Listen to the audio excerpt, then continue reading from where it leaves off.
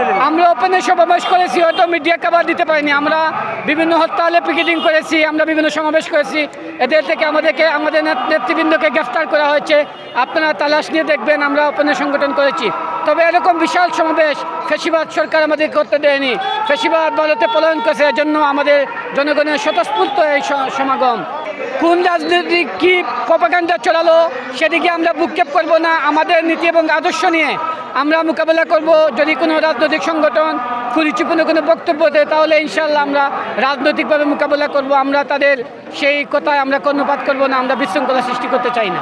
আমি সিলেট থেকে আসছি, আজকে জাতীয় সমাবেশে সিলেট থেকে আসছি। আমাদের ডাক্তার শফিকুর রহমান সাহেবের আহ্বানে সারা বাংলাদেশের জামাতে যে গণজাগরণ তৈরি হচ্ছে, ইনশাআল্লাহ আশাবাদী আগামী নির্বাচনে জনগণ জামাতকে ম্যান্ডেট দিবে, এটা আশাবাদী এবং দাঁড়িপাল্লার বিজয় হবে। আজকের এই জাতীয় সমাবেশ প্রমাণ করে বাংলার জনগণ ইসলামী রাজনীতিকে পছন্দ করে এবং ইসলাম এবং ইসলামী মূল্যবোধে বিশ্বাসী জনতাকে পছন্দ করে। আমি বিশ্বাস করি আগামী নির্বাচনে বাংলাদেশ জামাত ইসলামী এবং ইসলামী মূল্যবোধের প্রার্থীকে মানুষ বিজয়ী করবে। আমাদের প্রার্থী সিলেট ৬ বিয়ানীবাজার গোলাপগঞ্জের জননেতা মোহাম্মদ সালিমউদ্দিন ভাইয়ের সফলতা কামনা করছি। আসসালামু আলাইকুম।